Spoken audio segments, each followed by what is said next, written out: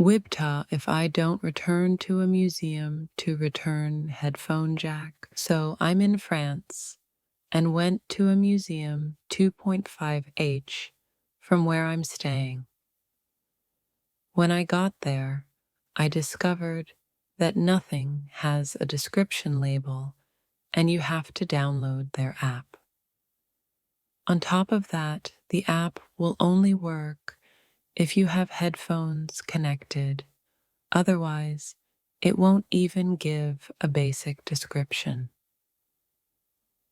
So I had to buy headphones from them and then give an ID card to borrow a headphone jack converter. Well, I accidentally left with it and without my card.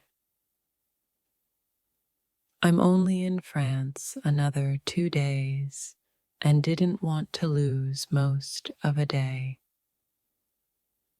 Should I bother to go back?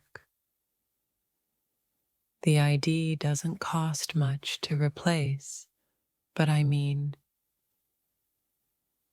it's my ID.